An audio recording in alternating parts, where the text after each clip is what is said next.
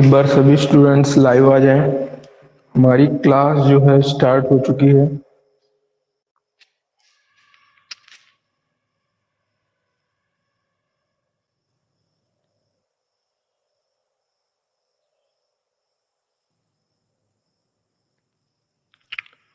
सभी स्टूडेंट जुड़ जाएं, हमारी क्लास जो है लाइव हो चुकी है।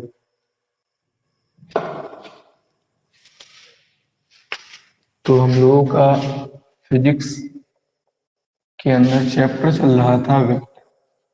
आज हम लोगों को नई हेडिंग पढ़ना है, दो सदिशों का सदिश गुणनफल। दो सदिशों का सदिश गुणनफल।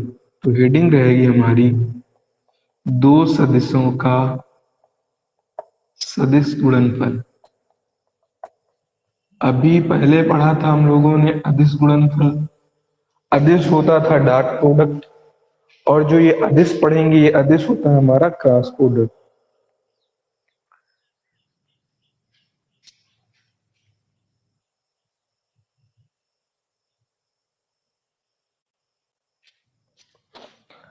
तो ये दो सदिशों का सदिश गुणनफल क्या होता है, जैसे अगर याद हो आपको हमने पढ़ा था ए डॉट बी।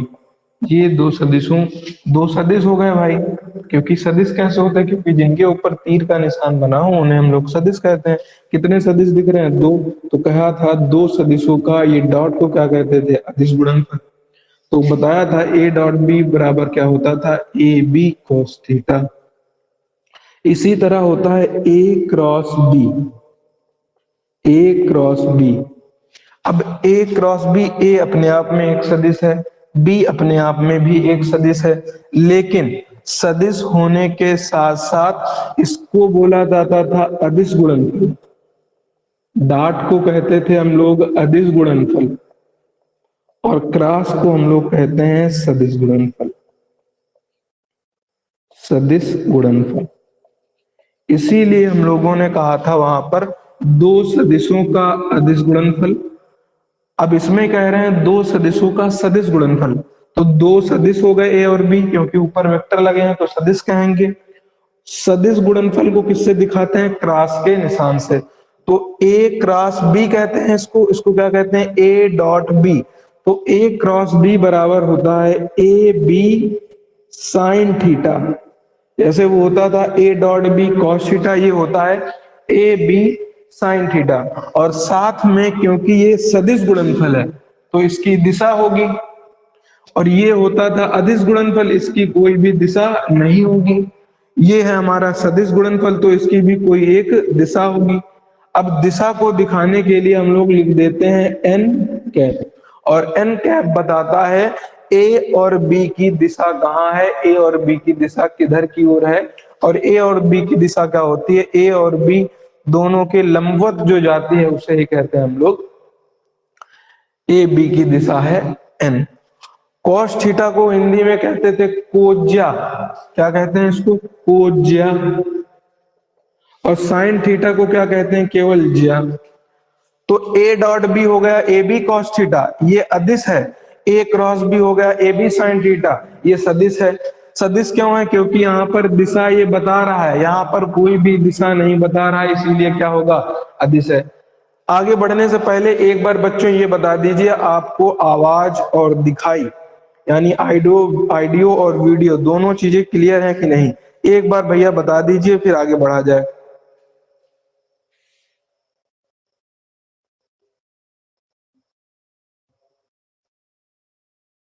एक बार भैया बता दीजिए अगर आपको आवाज और दिखाई पड़ रहा है।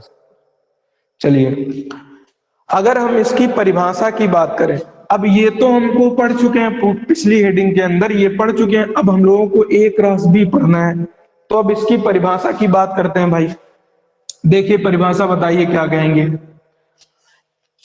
तो किन्हीं दो सदिशों का जो अदिश गुणनफल है, वो अदिश गुणनफल था, ये क्या है? सदिश। तो हम लोग क्या कहेंगे? किन्हीं दो सदिशों का सदिश गुणनफल, उनके दोनों के परिणाम, जो परिमाण है इनके, जिसके ऊपर तीर ना लिखा उसे हम लोग क्या कहते थे? परिमाण। तो दोनों के परिमाण के गुणनफल की ज्या के क्या होता है, बराबर होता है। दोनों के परिमाण के गुणनफल की ज्या के, साइन थीटा को क्या कहते हैं, ज्या के बराबर होता है। और दो सदिशों का सदिश गुणनफल सदिश होता है कि अदिश, तो तुम क्या कहोगे, सदिश होता है। अगर पूछे दो सदिशों का अदिश गुणनफल सदिश होता है कि अदिश, तो आप क्या कहोगे, अदिश। क्योंकि ए डॉट बी के अंदर, ए डॉट बी के अंदर ए बी कॉस थीटा कहते हैं। यहाँ पर कोई भी जो है डायरेक्शन के लिए कुछ भी यूज नहीं किया जाता है, लेकिन यहाँ डायरेक्शन के लिए हम लोग एन कैप का यूज करते हैं। इसलिए अदिश गुणनफल जो होता है वो हमारा होता है सदिश, बाकी जो सदिश होता है और ये नहीं होता। तो एक बार कमेंट करिए, एक बार ये बताइए, दो सदिशों का जो सदिश गुणनफल है, क्रॉस प्रोडक्ट है, ये समझ में आया कि नहीं, एक बार कमेंट कर दीजिए। फिर इसकी परिभाषा सुन लीजिए। दो सदिशों का सदिश गुणनफल उनके परिमाणों की, उनके परिमाणों की ज्या के, उनके परिमाणों की ज्या के गुणनफल के बराबर होता है, ए क्रॉस बी। एक बार बताइए भाई। चलिए अब इसको हम लोग क्या लिखेंगे, इसकी एक बार परिभाषा लिख देते हैं, फिर आगे बढ़ते हैं। हम लोग आगे इसकी सीखेंगे कि हम लोग फिर जो है इसकी दिशा निकालना सीखेंगे। तो सबसे पहले लिखेंगे दो सदिशों का सदिश गुणनफल सदिश होता है कि अदिश, सदिश होता है। तो लिखेंगे नीले पेन से, दो सदिशों का, दो सदिशों का सदिश गुणनफल, दो सदिशों का सदिश गुणनफल सदिश होता है। ये सबसे पहली बात आपको दिमाग में याद रखनी है। दो सदिशों का सदिश गुणनफल क्या होता है, सदिश होता है। फिर लिखेंगे परिभाषा, किन्हीं दो सदिशों का सदिश गुणनफल, किन्हीं दो सदिशों का सदिश गुणनफल उनके परिमाणों, उनके परिमाणों की ज्या के गुणनफल के बराबर होता है, बराबर होता है। यदि दो सदिश ए व बी हैं, तो यदि जो हमारे सदिश है ए और बी है, तो इनको क्या दिखाएंगे, ए और बी है तथा इनके बीच का कोण,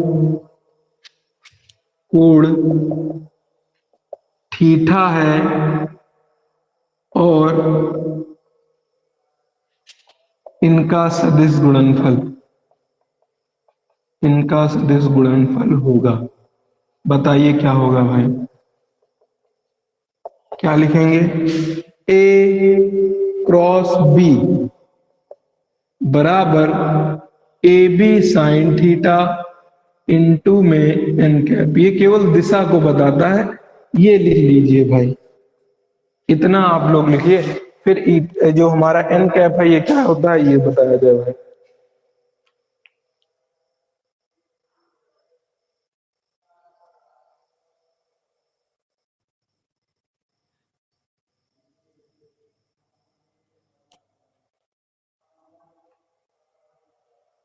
इसको लिख लीजिए, अगर लिख जाए तो एक बार कमेंट कर दीजिए।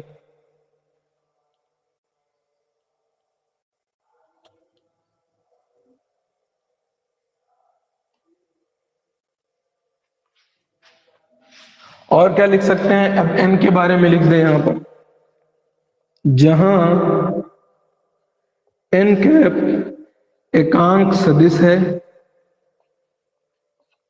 एकांक सदिश को इसको ही तो दिखा देते, एकांक सदिश है जो ए क्रॉस बी की दिशा को प्रदर्शित करता है, दिशा को प्रदर्शित करता है। इसकी दिशा पेंच के नियम के अनुसार, पेंच के नियम अनुसार ज्ञात कर सकते हैं,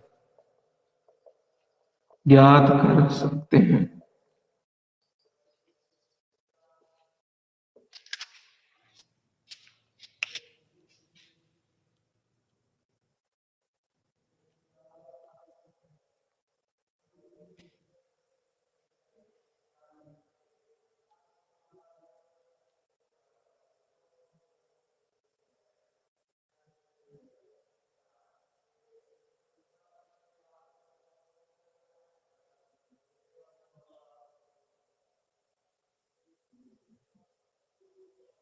एक बार वही कमेंट कर दीजिए अगर लिख जाए, जल्दी से लिख लीजिए। और ये बताइए कि ये जो डेफिनेशन और ये दो सदिशों का जो सदिश गुणनफल है ये क्लियर है कि नहीं है। उसे दिखाते थे डॉट से, इसे किससे दिखाते हैं? क्रॉस से, ये याद रखना।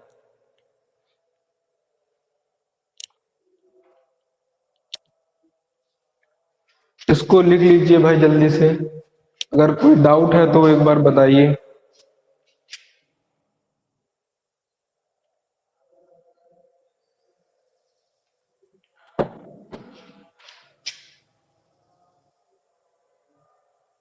लिख गया है? और भी और सबका लिख गया है कि नहीं?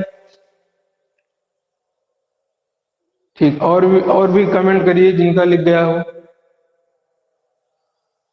चलिए, लिख गया है बहुत लोगों का। अब इसके बाद कह रहा है जो n है एक एकांक सदिश है। एकांक सदिश हम पढ़ा चुके हैं क्या होता है, जो a और b की दिशा को प्रदर्शित करता है। और जो इसकी दिशा है वो किसके नियम के अनुसार निकालते हैं? पेंच के नियम के अनुसार। अब पेंच के नियम अनुसार होता क्या है पेंच का नियम? अब हमें पढ़ना है पेंच का नियम क्या होता है।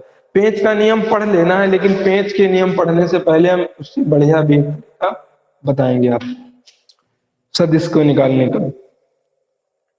चलिए, अब अगली हेडिंग रहेगी हमारी पेंच का नियम। जिनका नहीं लिखा हो एक बार स्क्रीनशॉट ले लें, बाद में लिख लें। चलिए, पेंच का नियम देखिए। पेंच का नियम ज्यादा क्लियर नहीं होता है। पेंच का नियम लिख लेंगे बढ़िया से, लेकिन याद रखेंगे दूसरे तरीके से। पेंच का नियम सीधे सीधे हम लोग लिख लेंगे और समझेंगे दूसरे तरीके से। हम बताएंगे वो तरीका बहुत ही बढ़िया है। बस एक सेकंड सोचना पड़ता है, तुरंत दिशा आप बता देंगे कहां पर है। तो हेडिंग है हमारी पेंच का नियम। पेंच का नियम क्या होता है? कहते हैं इसमें यदि हम अपने दाएं हाथ में दाहिने हाथ में पेंचकस की कल्पना करें। यदि हम लिख लेंगे सीधे सीधे, यदि हम दाहिने हाथ में पेंचकस की कल्पना करें, जो पेंचकस घुमाने और टाइट करने वाला नहीं होता है, स्क्रू को ढीला और टाइट करने की कल्पना करें करके उसे सदिश ए को बी की ओर छोटे कोण पर कल्पना करके उसे सदिश ए को लिख लेंगे सीधे सीधे, अभी समझेंगे बाद में। ए को बी की ओर बी की ओर छोटे कोण पर घुमाए, अगर छोटे कोण पर घुमाए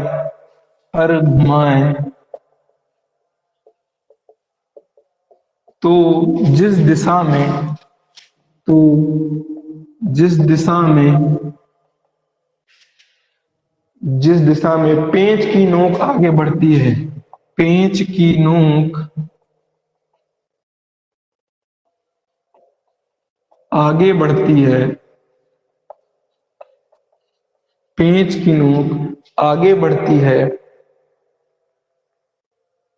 वही ए क्रॉस बी वही ए क्रॉस बी की दिशा होती है, दिशा होती। फिर कह रहा है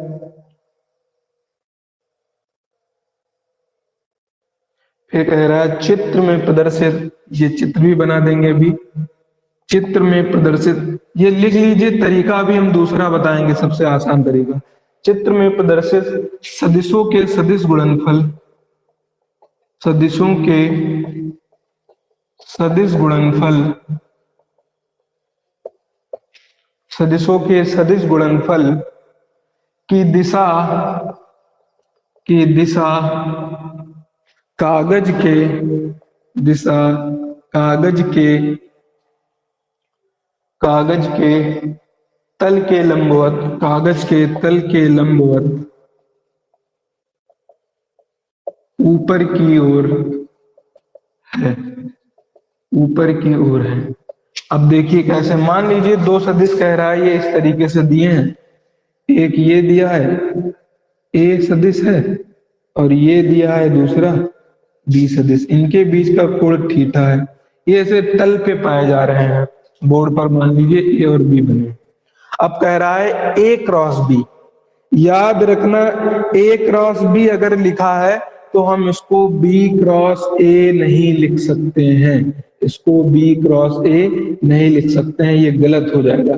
अगर ए क्रॉस बी लिखा है तो ए क्रॉस बी ही लिख सकते हैं, अगर बी क्रॉस ए लिखा है तो बी क्रॉस ए ही लिख सकते हैं। जो सदिश गुणनफल के गुण क्या है ये आगे बढ़ेंगे। अब पेंच का नियम के अनुसार देखिए भाई जो लिखा है, यदि हम दाहिने हाथ में पेचकस की कल्पना करें, मान लीजिए दायां हाथ सीधा हाथ यानी कि जो है तुलना कर लिया, कल्पना कर लिया ए को बी की ओर छोटे कोण पर, ए को जो है बी की ओर मतलब इस तरीके इस दिशा में जाना है ऊपर की ओर, ए को बी की ओर छोटे कोण पर घुमाते हैं, छोटे कोण पर अगर घुमाएंगे तो जिस दिशा में पेंच की नोक आगे बढ़ती है वही ए क्रॉस बी की दिशा होती है। तो भाई ए बी को इधर घुमाएंगे हम, तो ये आ रहा है हमारा नोक, तो ये दिशा क्या हो जाएगी तल के लंबवत। तो वही चीज लिखा है, चित्र में प्रदर्शित सदिशों की जो गुणनफल की दिशा है वो तल के लंबवत है, इस तरीके से ये है। यही क्या हो गई हमारी ए क्रॉस बी की दिशा, ये हो गई ए क्रॉस बी की दिशा हो गई हमारे ऊपर की। और इससे किससे दिखाते हैं एन कैप से, यही है एन कैप। लेकिन ये तो हो गया थ्योरेटिकल वाला, अब तुम्हें समझना कैसे है ये सीखिए, सभी लोग सीखिए भाई।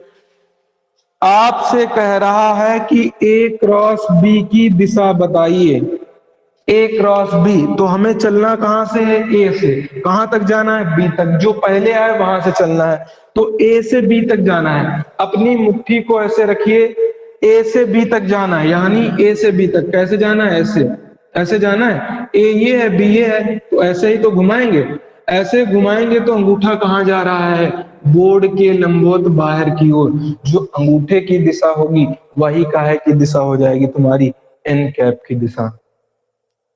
अगर पूछा जाए बताइए बी क्रॉस ए की दिशा क्या होगी, आपसे क्वेश्चन पूछा जाए बी क्रॉस ए की दिशा क्या होगी, तुम्हें बी से लेके आना है ए तक, क्योंकि बी क्रॉस ए पूछ रहा है, तो बी से लेके जाइए ए तक, और बी से जब ए तक घुमाएंगे ऐसे ही तो घुमाएंगे, बी से ए घुमा दिया, अंगूठा कहां जा रहा है बोर्ड के लंबवत अंदर की ओर, तो बी क्रॉस ए की दिशा क्या हो गई बोर्ड के लंबवत अंदर की ओर, ए क्रॉस बी की दिशा क्या हो गई बोर्ड के लंबवत बाहर की ओर।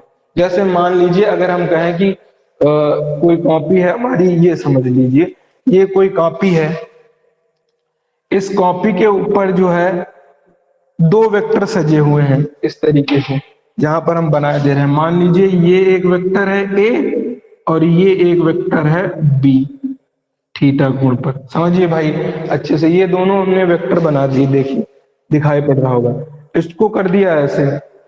अब एक वेक्टर ए है, दूसरा वेक्टर है तुम्हारा बी, देखिए जिससे बताया उतना कितना आसान, ए हमारा ये है और बी हमारा ये है, तो ए से बी जाना है, तो बताइए ए से बी घुमाएंगे, हमारा अंगूठा कहां जा रहा है कागज के लंबवत ऊपर की ओर, क्योंकि ए इधर है और बी इधर है, तो कागज के लंबवत हमारा अंगूठा ऊपर जा रहा है, तो ये एन की दिशा।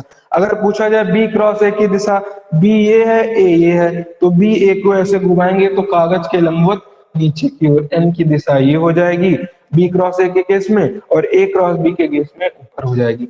जैसे बताया यहाँ पर समझिए अच्छे से, ए क्रॉस बी पूछे तो ए से जाना है बी तक, तो ए से बी तक गए, अंगूठा कहाँ गया बाहर, ऐसे घुमाएंगे ना तो अंगूठा बाहर, तो बोर्ड के लंबवत बाहर की ओर दिशा हो गई ए क्रॉस बी की। बी क्रॉस ए पूछे तो बी को घुमाइए ए की ओर, तो बी घुमाया हमने ए की ओर, अंगूठा कहाँ चला गया, अंदर की ओर, तो बोर्ड के लंबवत अंदर की ओर हो गई दिशा। तो बताइए एक बार, क्या ये दिशा आप लोग निकाल सकते हैं? आपसे पूछा जाए कि दिशा बताइए तो आप दिशा बता सकते हैं कि नहीं? एक बार भाई कमेंट कर दीजिए,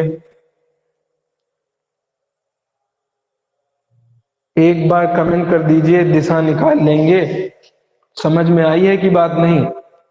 कमेंट करिए भाई सभी लोग, दिशा निकाल सकते हैं कि नहीं? मोहित कुमार, अंशी, अनुष्का, दिशा आप लोग निकाल सकते हैं कि नहीं?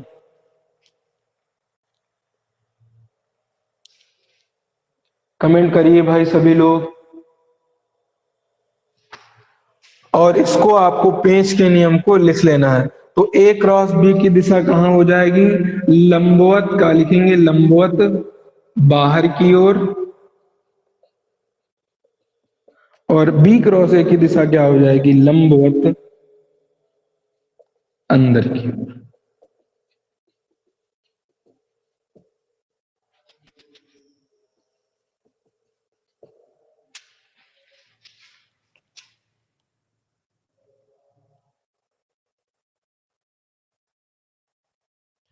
मोहित आपके समझ में आया कैसे दिशा निकाली जाती है? मोहित बताइए, आपके समझ में आया कि ये दिशा कैसे निकाली जा सकती है? जहां से जहां तक का है वहां तक हाथ घुमा दो। अगर अंगूठा बाहर आए तो ये अंगूठे की दिशा एन गैप, अगर अंदर जाए अंगूठा तो अंदर की ओर, ऊपर जाए अंगूठा तो ऊपर की ओर, नीचे जाए तो नीचे की ओर। ठीक, तो ये पेंच का नियम हमारा कंप्लीट हो गया। अगली हेडिंग पढ़ना है, वो इसको उतार लेना है आपको सभी को। ना उतार पाओ तो स्क्रीनशॉट ले लीजिए जल्दी से। स्क्रीनशॉट ले लीजिए। आगे पढ़ेंगे कि सदिश गुणनफल जो है इनके गुण क्या है, इनको किस किस तरीके से हम लोग पढ़ सकते हैं। इसको एक बार जल्दी से उतार लीजिए, नोट कर लीजिए।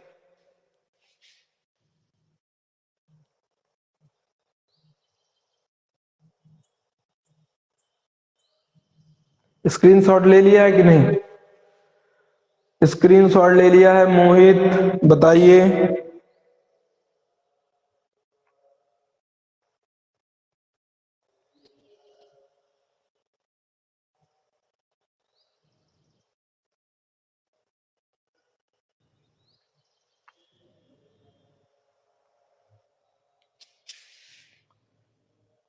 चलिए फिर आज की क्लास में इतना ही रखेंगे, कल पढ़ेंगे सदिश के गुण, गुणनफल के जो गुण क्या है, बाकी फिर हम लोग इसके सवाल लगवाएंगे सदिश और अदिश दोनों के। फिर कुछ केस और बचते हैं सापेक्ष और न्यूनतम दूरी वाले, वो पढ़ लेंगे, ये चैप्टर हमारा हो जाएगा कंप्लीट।